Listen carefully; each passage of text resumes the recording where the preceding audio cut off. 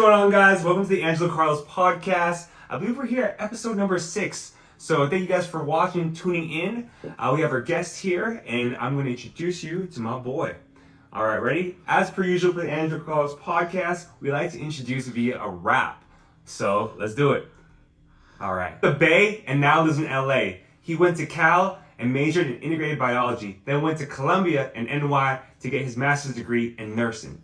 He works at UCLA as a med-surg nurse, where he puts the patient first. My boy was sent from heaven. Welcome to the pod, Kevin. Angelo, thank you so much for having me. What's going on, brother? Thanks for coming on board, man. Dude, thank you for the opportunity to share, my perspective. Hopefully, it can help others, or not. Just it could be entertaining, Yeah. Whatever. This has definitely been in the making, and I think whatever you end up speaking about today, whatever you end up sharing about your journey and your career, it's going to be extremely helpful. Mm-hmm. So very, very excited to get the ball rolling on. Great. I look forward to it, man. Of course. All right. So Kevin, I want to kind of go into your career, right? We're going into your career, how you got into nursing, but let's take it kind of early. Let's start from the beginning.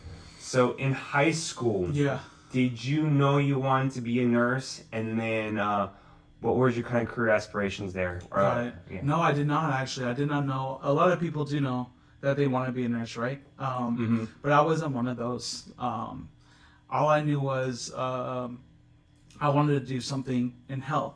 But backtrack, even before applying to colleges, my parents really didn't want me to go to a 4-year university. Oh, really? They wanted me to go to a junior college purposely, because they knew that we would ultimately be saving money. So that's why I didn't actually apply to that many colleges in high school. I just went directly to a junior college, and from there I knew that's when I was like, hey, that's where I need to buckle down so I could transfer to a 4-year university like all my other peers that were going. And you had really good grades in high school, right? What was that like, knowing that you I wasn't like valedictorian or anything, I was just an average student, I'd say. A's and B's primarily, no C's really. So what? 3.8 or that's 3.7, really high. I could hear any. That's non-weighted, just regular without the AP stuff. Yeah. Wow. Yeah. So I could have been averagely competitive out of high school, but my parents told me that, hey, Kevin, you get ultimately. You take the similar classes at a junior college for a fraction of the price, and you could always transfer to a great university that you want to go to later. And that's exactly what I did. I didn't know that. Yeah. Not many. It's actually like non-traditional. Yeah. Because usually, we're sold to the idea, especially in high school, go to a big university, Cal State. Well, we're located in California, so it'd be either UC system or Cal State system. Seldom JC. So yeah, and that set me apart right from the beginning. That is interesting. And when you got to junior college, did you know what you were going to major in? No. How does it work in the JC system for you? Great. So yeah, how it works for the JC, like in the JC system, it's a 2-year college. So ultimately, the first 2 years of any college in California are general studies or general requirements for your major. For example, you majored in business, right, at whatever college you went to. I majored in biology, but everyone has to take English, probably some mathematics for business or engineering. So I wiped all the general prerequisites out of the way at a junior college for a fraction of the price. But unlike everyone else that knew what they wanted to do, I didn't. But I did know after taking all those general prereq classes that I did want to do something in the biological sciences field or health field. Got it. Yeah. That is interesting. So for junior college, how does it work? Do you stay there for 2 years, get an associate's, and then transfer out? Yeah. Correct. That's exactly how it works. In my situation, I stayed there for 3 years because at a junior college, it's very small, like 30 kids to a course. And if there's a course is impacted, such as general college chemistry, unlike UC Davis, where there's 400 people in the class, there could only be so many kids in a junior college. Oh wow! So I couldn't for example, get into that general chemistry class my freshman year. Oh, wow. So I just did like English and other liberal arts courses that I needed to graduate, or get my AA, associate's degree.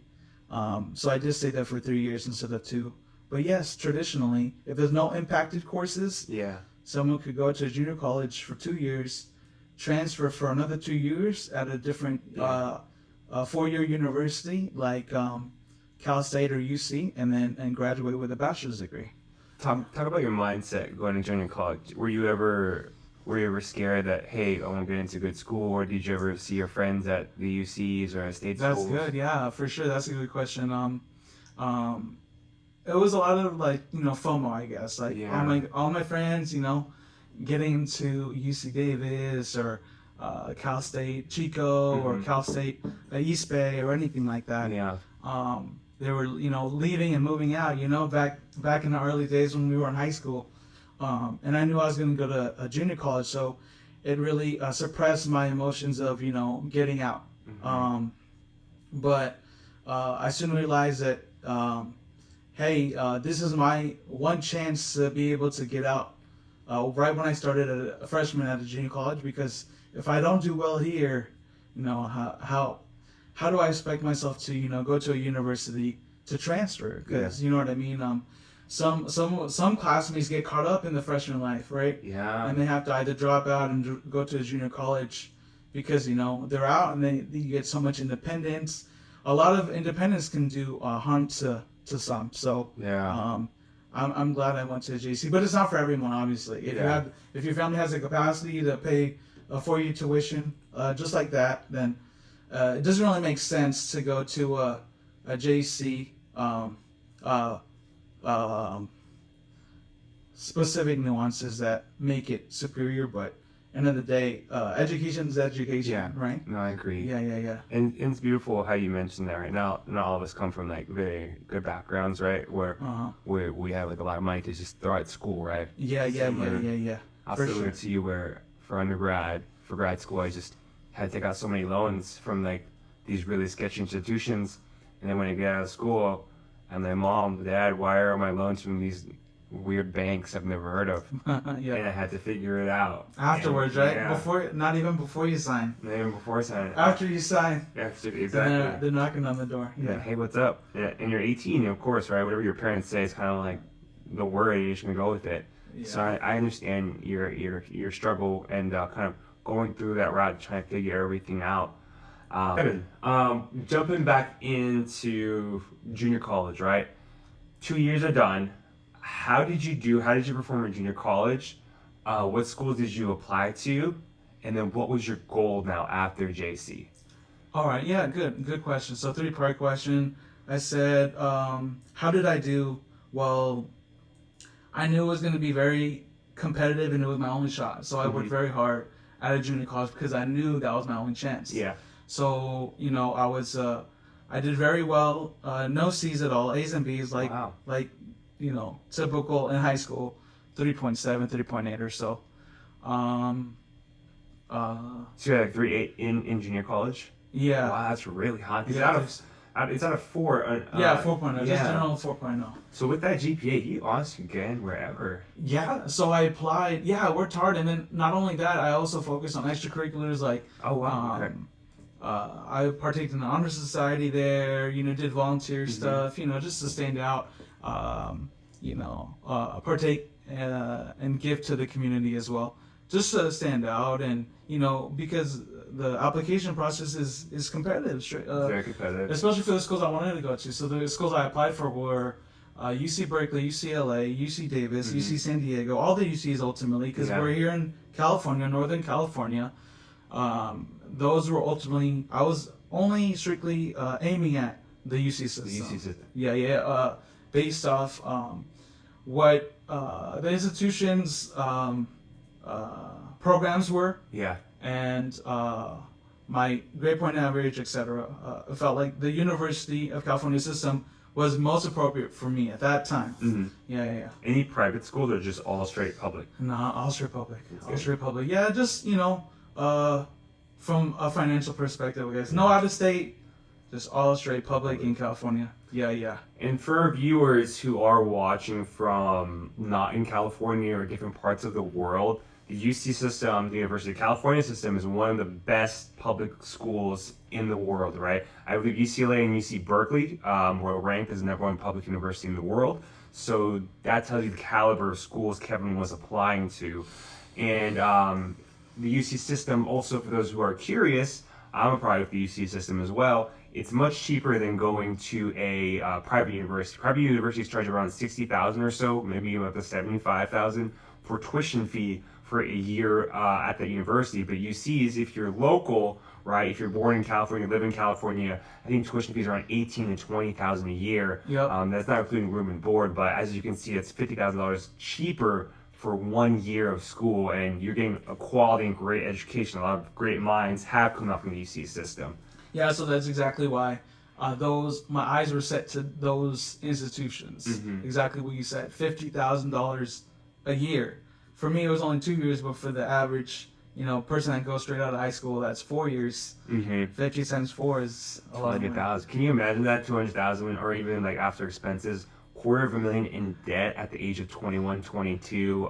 If you kind of go that direct route, right? If you got it, go get it. But if you don't, then we gotta kind of figure it out. Yeah, and that's what I did. And everyone is dealt with all these cards when they're born. So you just gotta deal with what you're dealt. Mm-hmm. You know what I mean? Yeah.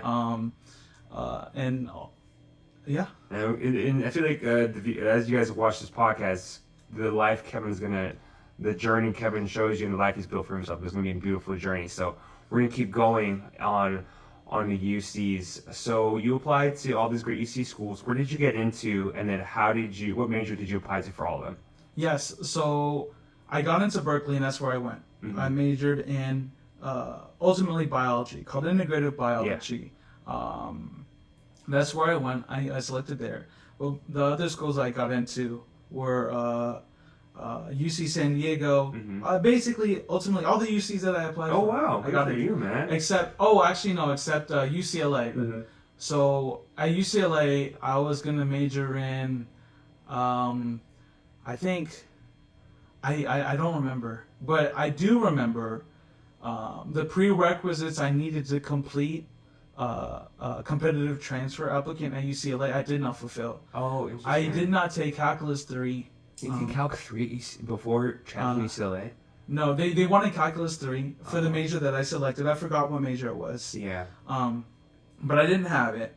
So I think that was one of the biggest reasons why I didn't get in, was because you have to have all the prerequisites that they want before you transfer. Yeah. Oh, that's so I only took Calculus 2. Calc 2, okay. Yeah, so Berkeley didn't need Calc 3. No other UC needed Calc 3 except UCLA.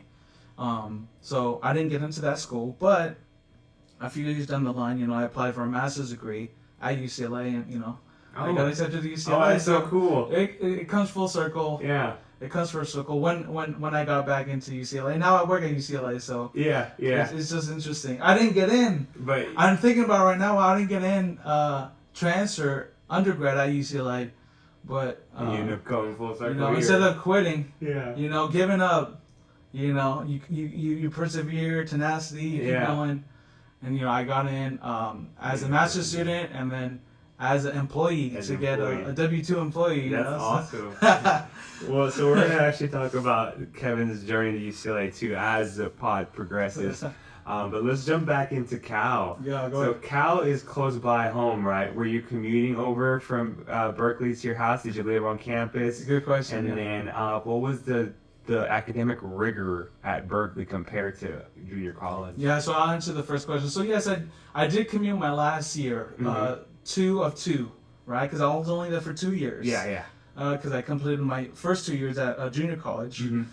My parents' home is around 25 minutes away from so close. UC Berkeley. So yeah, I just commuted. No biggie. Yeah. It was convenient, and it was a great university. It was one of the top. When I applied, top universities when I applied. Still is. Yeah.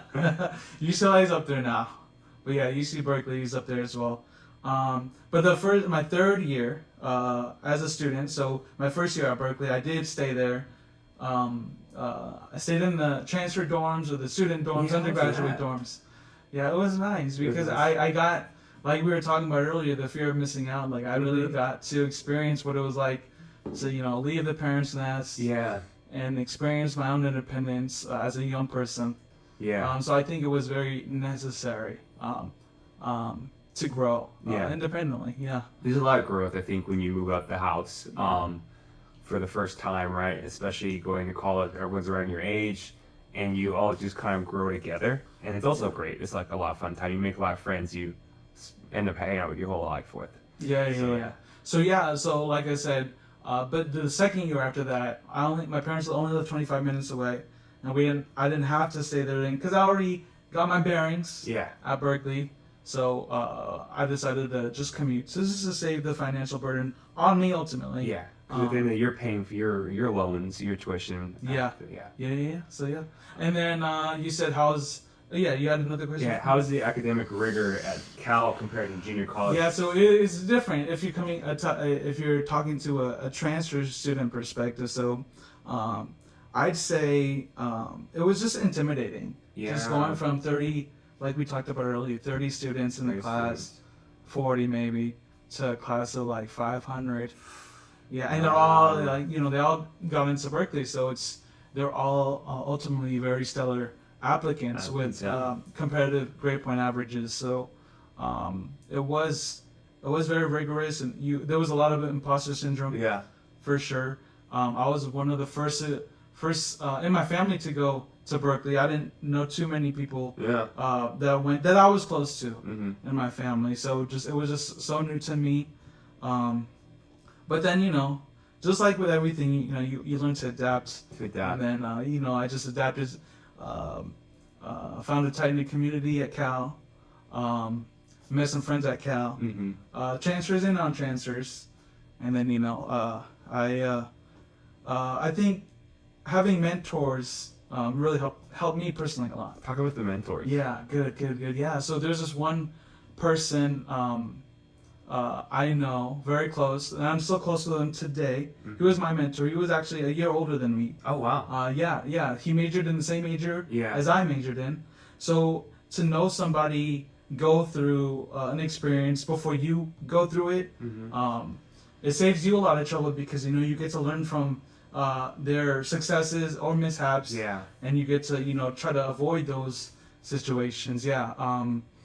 He was basically 1 year older than me. We went to the same elementary school, actually. Oh, crazy. High school, junior college, undergrad, Berkeley. So yeah, once we started as friends. We both like basketball. We're both Filipino guys. Yeah.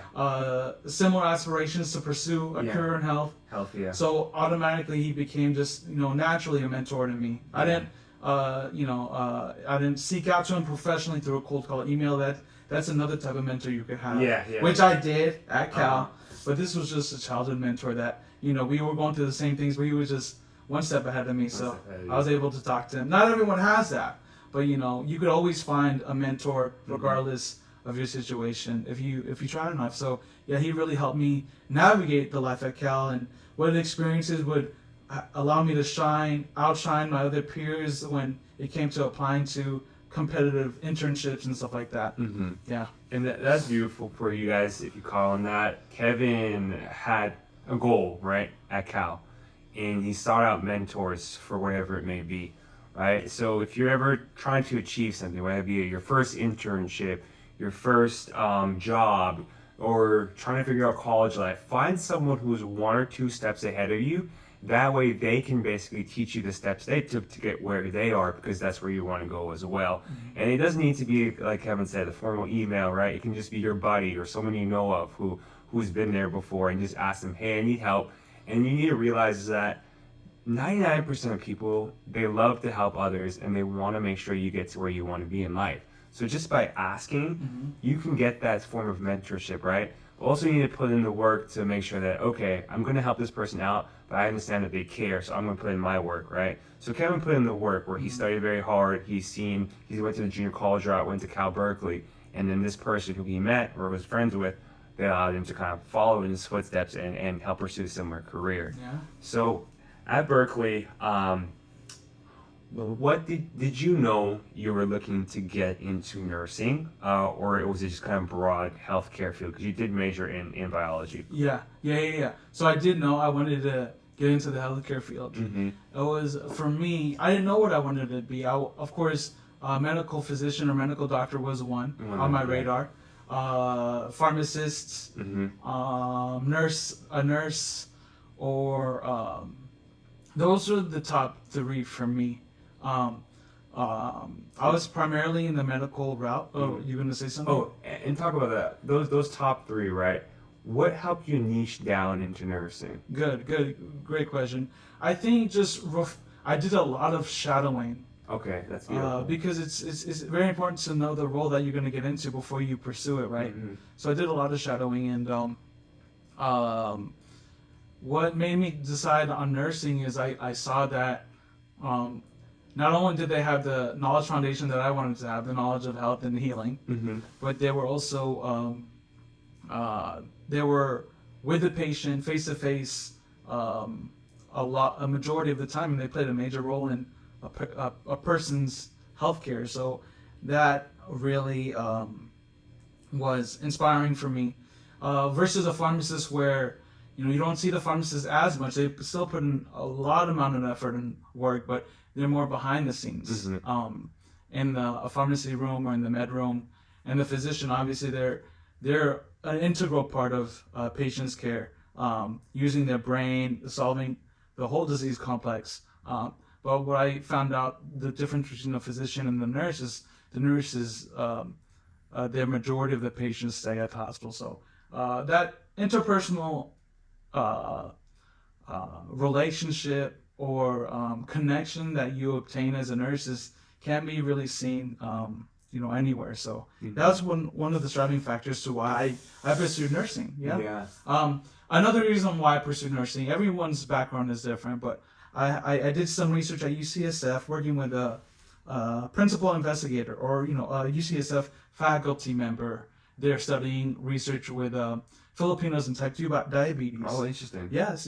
So because of that internship, she was a nurse researcher, but ultimately she was a nurse. Yeah. So that opened my mind to, hey, I don't need to be a medical doctor to make an impactful, meaningful contribution to someone's health. I could also be a nurse as well. Yeah. So she really opened my eyes to what nurses can contribute to the medical or health society. That's awesome. And I think Kevin touched upon something that's very important there is shadowing. A lot of my friends and family members who are in the medical field, they always recommend shadowing, if you can, because that's how you understand what that typical role or job you want to get into will be like. Can you talk about how you found people to shadow? Because we have a lot of friends and people who are watching the podcast who probably are trying to get into nursing or trying to get into medicine, but they don't know what that person is. The most they know is like they read some articles online, they watch the YouTube video. How can they actually get the in-person experience? Very good. No, that's a good question. It's very competitive. Everything's competitive. It all comes down to brute hard work. Volunteering at a hospital, local hospital or big hospital, whatever it is, and then you have to shine in that interview, at the volunteering interview. Yeah. I was exposed to emergency room nurses there. Okay. Just being there, being surrounded by them. Yeah. That's my early rudimentary exposure to shadowing. But formal shadowing, there was an internship at Cal. It was only for a select few amount of people, where you're able to shadow a physician working 9 to 5 or whatever. Yeah. I forgot what the internship was called, but there was an internship in the Department of Public Health that I got accepted to. Out of all the pre-meds to try to get into that type of internship. The DPH, Yeah. So I also volunteered at a free clinic in Berkeley. I used those experiences to talk about in the interview that they interviewed me for in that shadowing a physician internship. So, all these things that I did to, show that I was serious about me being in health and making a contribution to society as a healthcare worker. Allowed me to obtain these shadowing experiences. So through the internship at Berkeley was where I got, And then I also got another internship my junior year, my first year at Berkeley at Kaiser, and working as an administrative intern at Kaiser. I automatically had the networks to all these working healthcare professionals, a male OB-GYN delivering or caring for females with delivering babies and stuff like that. Like I asked him, being a male, how did you get in a profession where you're primarily involved with female genitalia? That was very interesting to me, right? So through that Kaiser internship, I got before this shadowing a physician internship I got at Cal. Yeah. This Kaiser internship I got third party, not in Berkeley, but just applying out there with the opportunity they used on Google on the internet. I was able to shadow so many pharmacists, nurse practitioners, nurses, physicians, all at Kaiser from that internship. So yeah, it's just going out and looking and not saying, hey, it's so hard, let me just give up. You just gotta go. There's always opportunity out there. This is giving me goosebumps, man. Yeah. That's awesome. Crazy. That's I know. so cool. It's not talking about it. Talking about it right now makes me realize, man, I worked so hard to be where I'm at. You know what I mean? Because it's not easy. When you're in your role and you see all these high-paying individuals or people that are making major contributions to society, how did they get where they were? It's like it seems like they're meant to be there, right? But there's so many things along the way that don't get brought up. People don't see. Yeah. So people never saw the work you put in with school to apply into those roles, being on a male and an OB-GYN, right? At Kaiser, one of the largest hospitals in Northern California, and in California in general. They even have places, organizations in Hawaii and New York, Washington D.C. as well. Yeah. But I'd say that was a big eye opener. Just shadowing. How can people get those opportunities for those who are in undergrad right now or in the position you work in? Should they just apply, fix the resume? What should they do? Yeah, I think just look for opportunities. Look for opportunities online. Yeah. Or if there's none online, go to the actual hospital, and there's probably a volunteer coordinator there because it's such a massive hospital where they need, of course, volunteers always. Talk to them, and then once you get in, and then as a volunteer, you ultimately have connections in that particular area of service that you're volunteering in the hospital. Yeah. And then talk, there's a nurse here, word of mouth sometimes too. If it's not a professional or formal position like what I got two formal positions that allowed me to shadow. It could be informal as well. A family friend, a relative. Maybe it's a little bit harder. But like I said, I think just getting your foot in the door, whether it be working at the hospital or even volunteering at the hospital, it'll just open doors. Like, for example, you worked at Google, you don't need to be an engineer to work at Google, right? There's so many positions at Google, business positions, engineering positions, marketing positions, janitorial, cook positions, you know what I mean? Driving positions, maybe.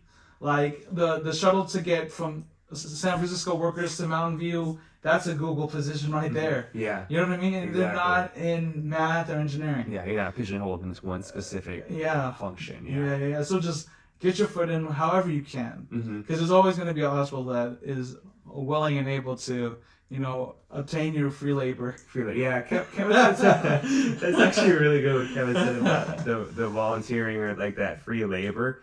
Think of it as work experience, right? Because when you're super young in your career, right? Say you're 19, 20, right? You are figuring life out still. You don't have much experience. So the only thing you can really offer is hard work and time, right? When you're probably in your 30s, 40s, 50s, 60s, whatever you may be, you have experience and you can offer that specific knowledge, right? But when you're very young, you don't have anything to offer really but time and hard work because you're still learning, right? So if you find those volunteer opportunities, like Kevin said, at the hospitals, use that as a way to network your way in, where you get to meet the surgeon, you get to meet the nurse, you get to meet whatever. Pharmacist. Nurse practitioner, lab assistant, MRI tech, X-ray. You meet everybody there because you're in there. Exactly. You know what I mean? Yeah. And Kevin said, like, you meet everybody because you're in there, and you're surrounding yourself with these people who you want to probably be like one day, and then they'll serve as your reference or your buddy who can refer you, whatever it may be. Just being in that area, and you're in the right amount of people. So I like to note though, once you're in there though, you can't just do nothing. Yeah, go into that, Kevin. Because you think, oh, you're a volunteer. I'm in the hospital that I want to be at, and all you do is just sit there. Yeah. You don't interact with anybody. You don't build relationships. You're not gonna. You put in. You get what you put in. Just like watering a plant or working for something hard. If you don't do anything, you're not going to get anything in return. Exactly. Yeah, it's very important because, people could pursue all these internships or volunteer positions or any type of position, work position, getting paid. But, if you don't do anything or you're just a person that doesn't put in any effort, how do you expect to, get any network opportunities to work for you? Mm-hmm. I agree with that. Thank you, Karen. Like, that's when you get into that whatever internship or volunteer experience at that hospital, that's when the hard work actually starts, because that's when you start the networking. That's when you start learning the procedures, whatever it may be at the hospital. Mm-hmm. So that's actually great advice for him. Yeah.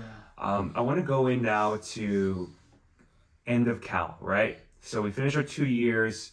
We got good grades. Now we're thinking about going to grad school. Yeah. What did you do to apply? Did you have to get referrals? Did you take the GRE? Then how did you pick which schools to apply to for your master's? Excellent question. So it's just all my previous knowledge and experiences led to me where I am today, right? So I decided to do nursing my last year at Cal. So as a senior in undergrad, I decided to. So, some people decide their career, 18 before going to college, right? That's what they measure. Yeah. Right? So most likely they change, right? Yeah. I was one that changed. Yeah. Senior year, like junior summer, leading to senior year, I changed my major to nursing. Oh, that's when I wanted to. Berkeley doesn't have a nursing major. They just have like a biology or biochemistry. Or chemistry major. No professional degree major, because that's at UCSF. Yeah, UCSF. Only graduate health. Yeah, that's true. Career. That's true, yeah. Degrees. But at Berkeley, it was just general subject majors, right? Business. Berkeley has as well. Right. Yeah.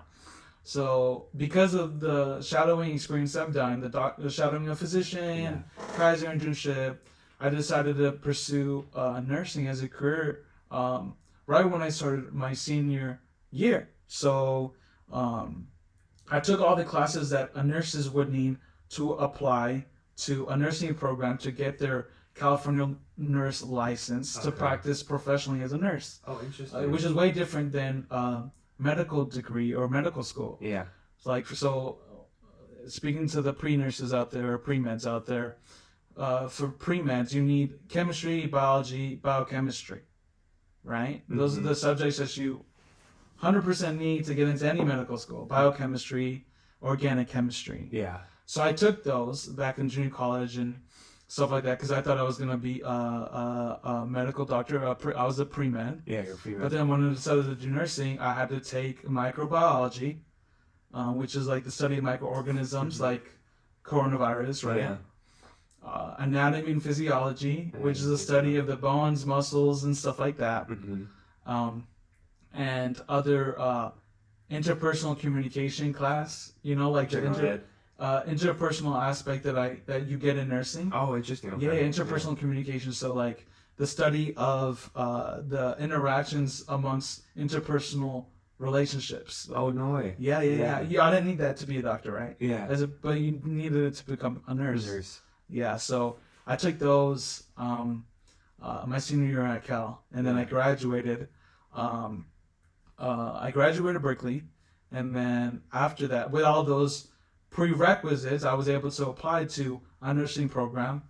The nursing program I went to was Columbia University in New York City. Oh wow. So we're moving Ivy League. from yeah, and it was that it's great you say that because I didn't know anybody in my circle growing up in my life Well, Ivy League. that went to an Ivy League. There's probably a lot of people that have other perspectives on that, but for me, nobody, zilch, nobody. Yeah, that's so cool, man. Yeah, so that was a big incentive for me to go Yeah. to Columbia. That was one. Were you scared? I was excited, man. Like I worked so hard. Yeah. Barack Obama went there. Oh wow. You know what I mean? Yeah, giving me goosebumps again, man. That's awesome. It's like wow. Like when I got into Columbia, like Did you cry? Yeah. I didn't cry, but I just was so excited. Yeah. I was just so excited. Yeah, I was just really excited. I actually found out on public transportation on BART. Oh, no way. Taking the public transportation, the bus equivalent, wherever you're at. Yeah. It's like you get in, it's like, wow. Were you with anyone? No, I was just by myself. Or you refreshed your iPhone and what? Yeah. That's awesome, man. Yeah. So there's Columbia University is, as you may or may not know, is an Ivy League institution, a very old institution here in the United States of America. Yeah. Sure, Warren Buffett went to school too. A lot of great. Oh, really? Yeah. Oh, yeah. See, I didn't even know that. Yeah. I know Trump went to UPenn. He's a business magnet, right? And Elon was also UPenn too. Yeah. But Columbia, New York, a lot of notable alumni went there, including myself. Yeah. Just next big thing in Columbia. Yeah, so I chose Columbia because I wanted to be a nurse practitioner, actually. Oh, no way. I didn't know that. Versus a nurse, they're very different. Yeah. They're Can you go into that? Yeah, in the short terms, nurse practitioners have the capacity and the knowledge to prescribe an individual a medication. Yeah. That's one of the biggest things. So, for example, let's say you have, talking about your health, high blood pressure, right? 120 over 80 is a normal. If you have high blood pressure, a nurse could, in a hospital setting, have the knowledge to anticipate to give you blood pressure medication or medication to control your blood pressure. Oh, interesting. But they cannot prescribe. They can't prescribe. Yeah. For sure can't prescribe. Like, I can't tell you as a nurse, hey, Angelo, this medication is the perfect medication for your blood pressure. Sure. We don't have the knowledge or capacity to do that. So, a nurse practitioner, they're educated a little bit more to have that capacity to prescribe certain medications to people. Yeah. Oh, so that's one of the biggest. There's a lot of differences, depending on the type of nurse you are, but ultimately it's the privilege of prescribing. The privilege of prescribing. Yeah. So I didn't. So yeah, I got into Columbia thinking that I was going to become a nurse practitioner, but different life factors entered, and I decided not to pursue a nurse practitioner at this time. That doesn't mean that I don't want to one day, but at this time I didn't. So in order to get into Columbia, though, you had to take the GRE at the time. A lot of now, post-coronavirus, actually, they eliminated that prerequisite. Right. Yeah. Whether it be business school or health any graduate school. But I applied before coronavirus, so a lot of graduate schools wanted the GRE requirement. Yeah. And it was very, very difficult, but I still managed to be competitive with my scores to get into the program. So other schools I was looking at UCLA School of Nursing, a master's program for me to get my RN, which I got into, but I decided not to go. Because they did not offer a nurse practitioner program. Oh, they didn't? Yeah. Only Columbia did. No way. I graduate with the opportunity to obtain my nurse practitioner license to practice in New York, ultimately in California. So that was the biggest thing that made me want to go to Columbia. Oh, that's so interesting. So that made me not pursue UCLA because UCLA was only a registered nurse program, not a nurse practitioner program. So my story is very, very unique and specific, but it's very common though, especially for folks that went to a university and want to pursue higher education in health. They think about these options like how I did. Yeah. So there's probably someone out there watching this that is trying to figure out whether or not they should pursue becoming a nurse practitioner Yeah. or pursue becoming a nurse. So, this will for sure help them. Since you applied to be a nurse practitioner at Columbia, Yes, can you also just still go to Columbia but then become a registered nurse instead? that's exactly what I did. So Okay. I completed the registered nurse portion, which was like 15 months, very quickly, less than 2 years. And then after I graduated that particular portion of the program, I gave up my position for the nurse practitioner program. Oh no! Yeah, I told the director, hey, my situation has changed. Yeah. We're not gonna actually pursue, the nurse practitioner program. I'm just gonna obtain my registered nurse license so I could practice already and start working. Yeah. Yeah. So that's the decision I made. If I went to UCLA or any other program, they didn't have a nurse practitioner program after you graduate the registered nurse program. Oh, it's Yeah. Since you said UCLA, you had the ability to become a registered nurse for the master's, but then at Columbia, you could be a nurse practitioner And a registered nurse. and a registered nurse. Are those programs two different lengths? Yes. UCLA's RN program, 2 years. 2 years. Okay. Columbia's RN program, 15 months.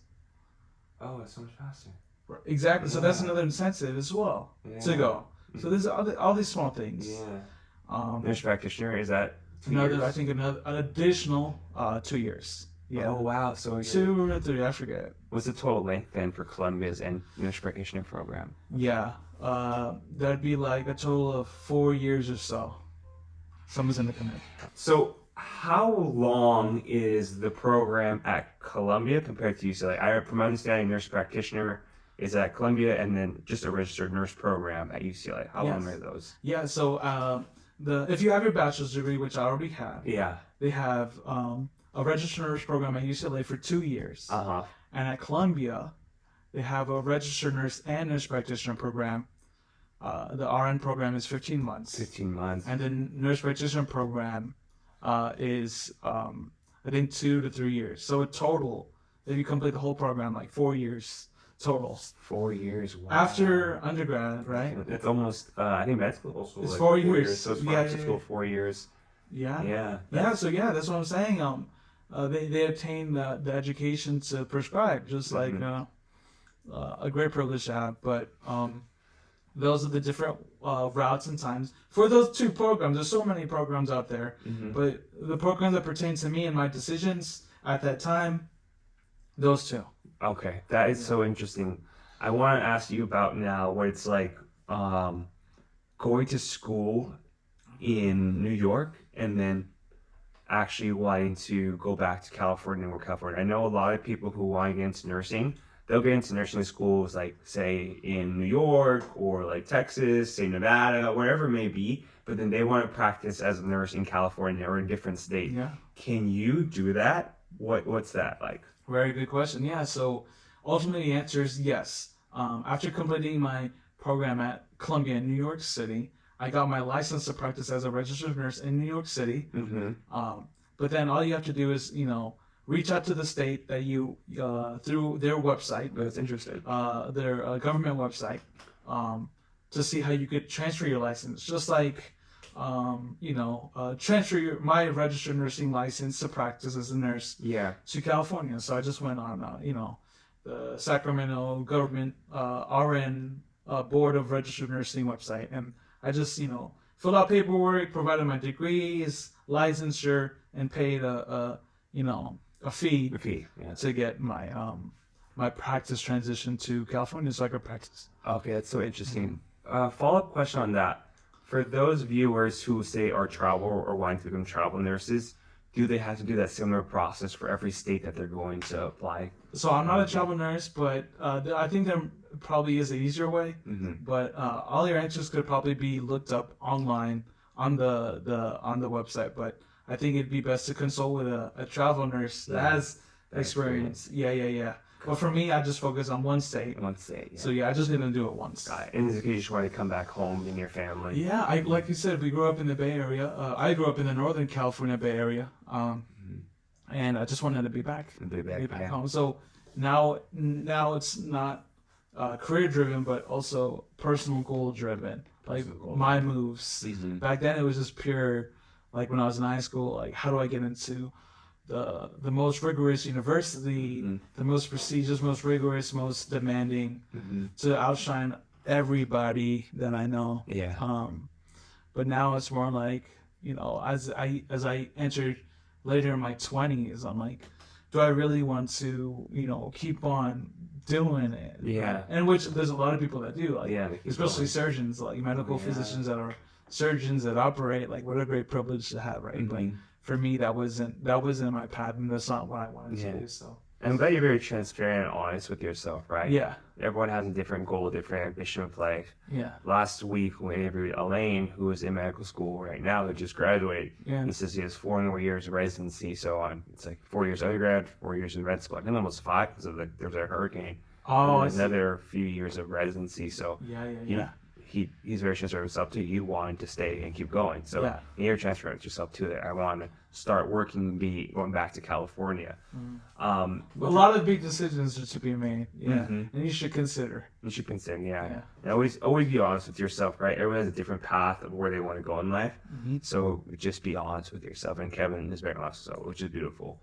With regards to the move from New York, congratulations first in your family to graduate from the Ivy League University, which is huge.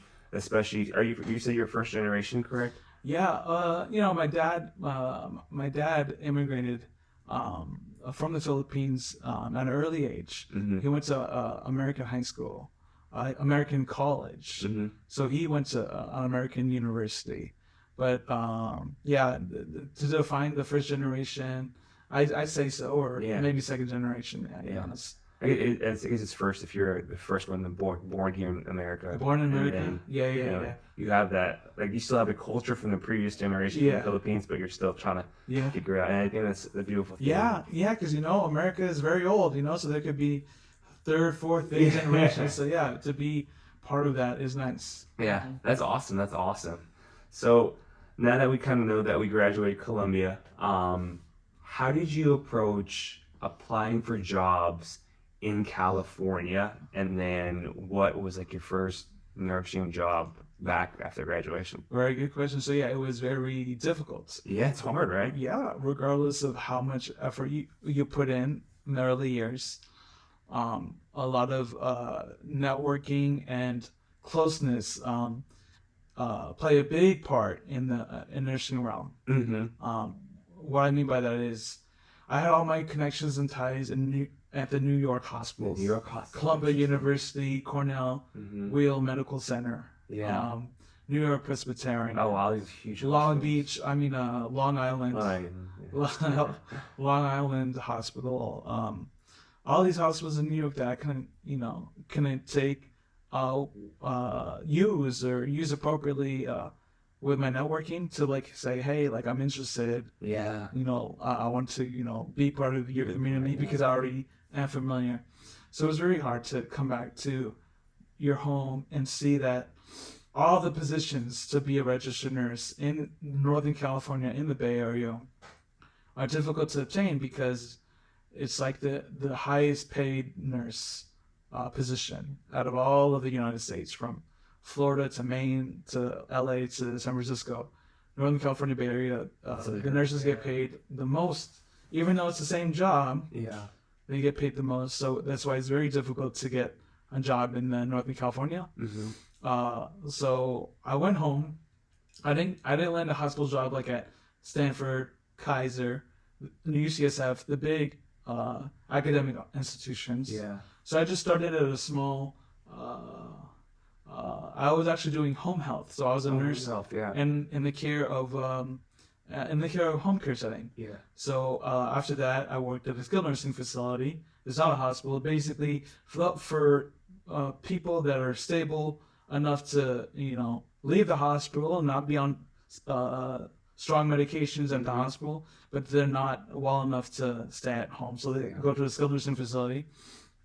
After the skilled nursing facility, I transitioned to Los Angeles, where I got into a small community hospital. And from that experience, that small community hospital was what I knew I needed to, to be competitive to work at a major hospital, academic hospital like UCLA, and that's where I am right now. So that's why I'm at a hospital now. So now with my trauma level 1 hospital experience, I can go back to the Bay Area, and hopefully, if the positions are available, get a job with my experience at a level 1 hospital like Sanford, UCSF, or UC Davis, or Kaiser, or Sutter. Those are the major hospitals in that area.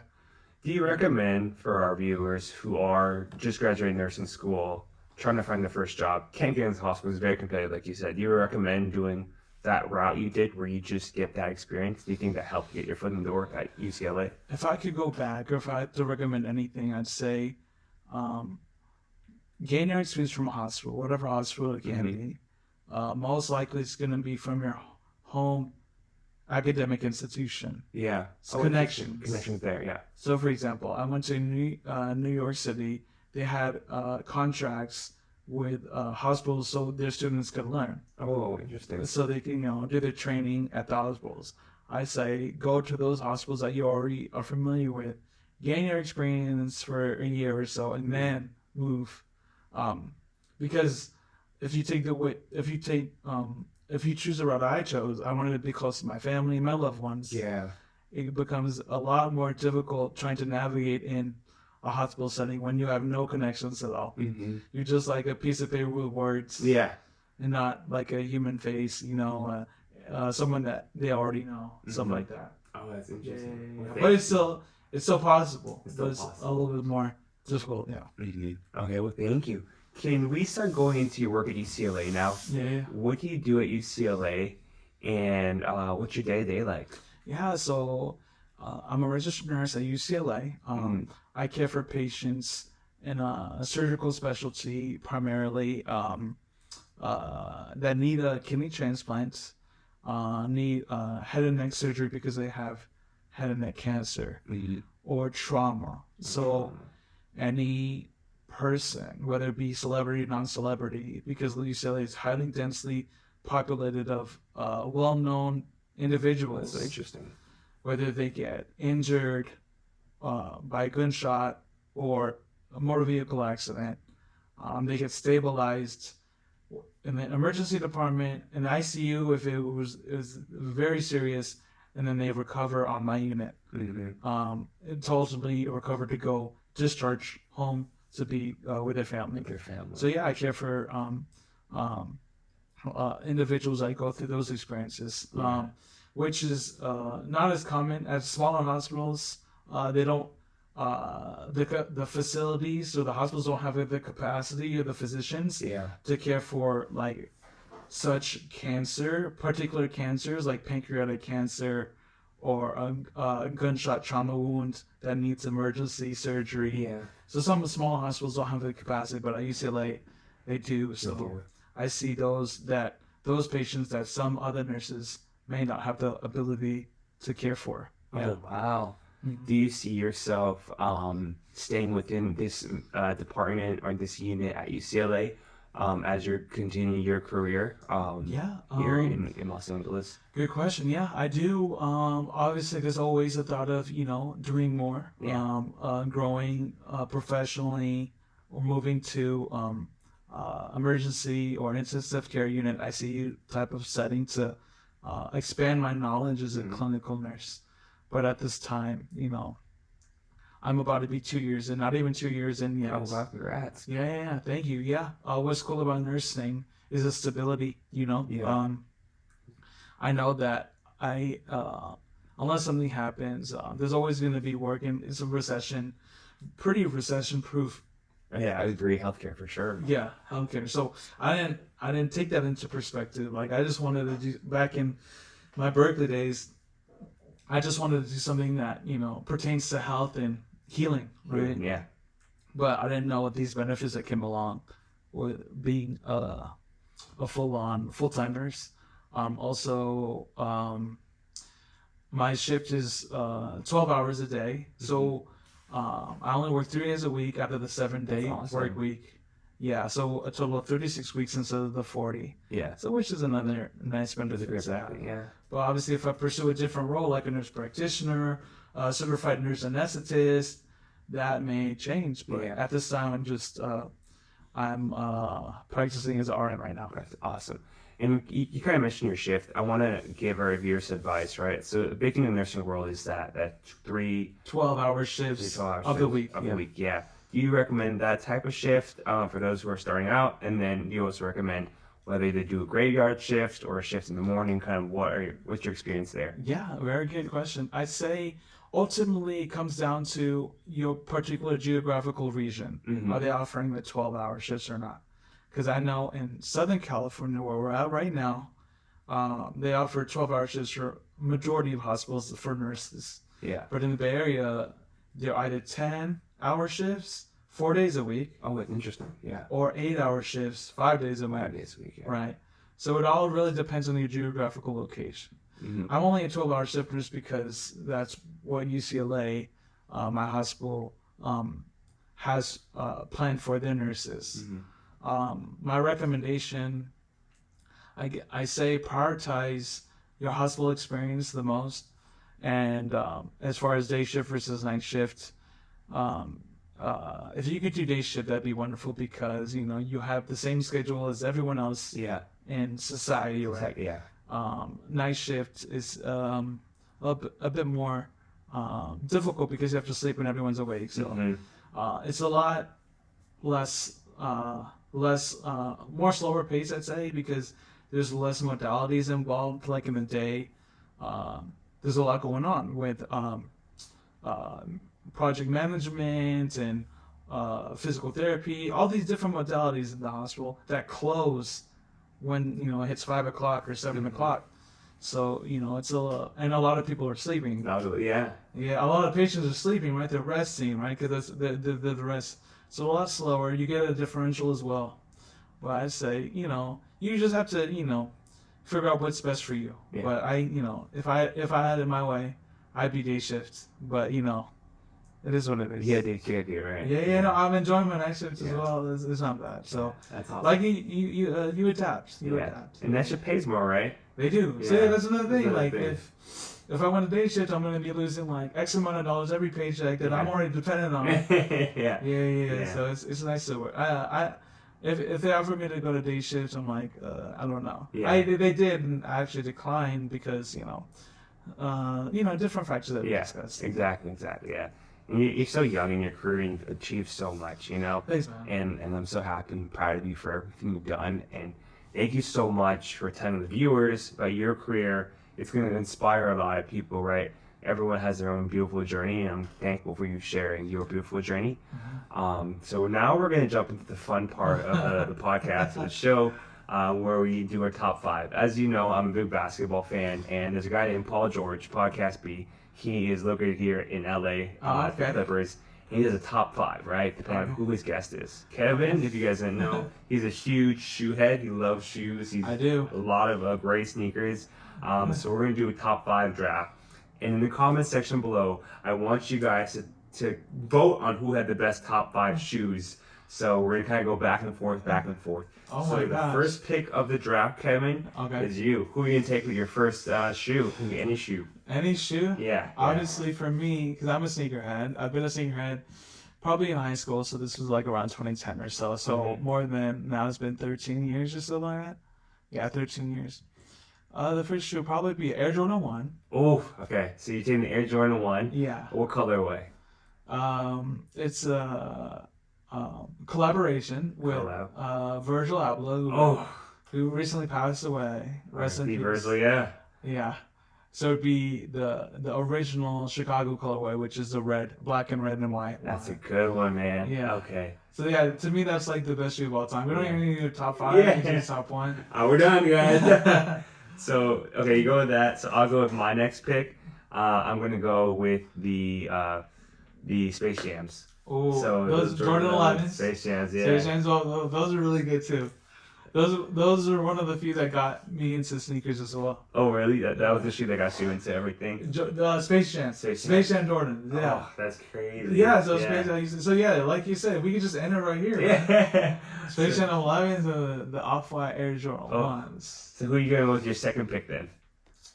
Shoot, if we're taking back, I'll probably just do Air Jordan 3 white cement. Oof, I think that's a good one. And they re-released those, right? Yeah, they did. Yeah. 2020, what? It's 2023 right now, so probably around this year, yeah. Yeah, that's a good one. Yeah, I love the threes. They're like probably my favorite too. I had all white ones. Yeah. I just got them so dirty because I wear them every day. Yeah, man. Yeah. So, yeah, like, obviously these shoes, like, they're not always the most comfortable, right? You Yeah. have other comfortable brands like Nike Runners or Hookahs or however you pronounce them. Yeah. You know, just like, you know, back in the day, high school, just wearing a classic.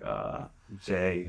Yeah. You know, you know, it's not just like, it's just a hobby, right? Like, because I love basketball growing up.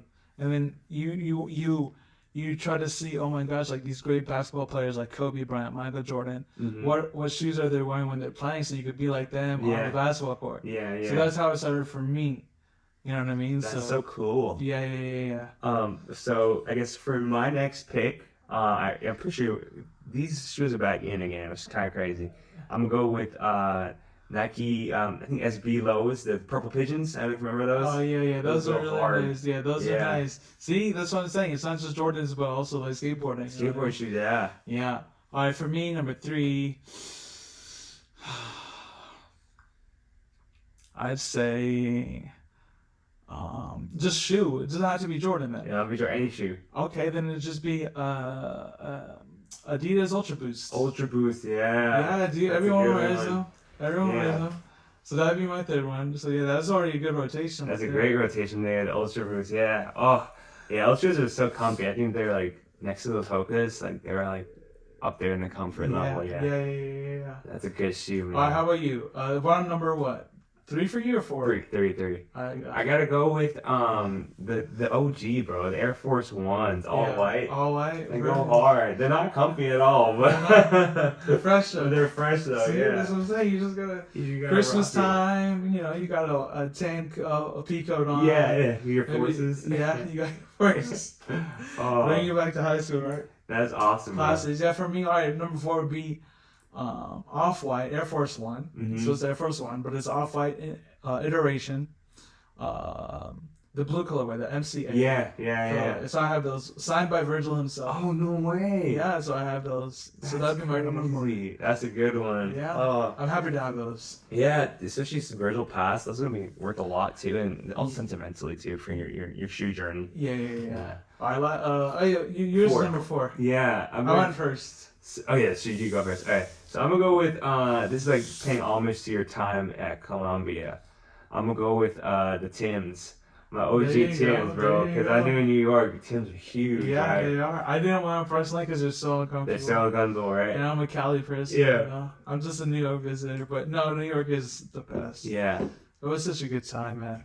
So I go with my Tims, and I'm glad you have some great memories in New York. I know, right? All right, for me, my last one will probably be I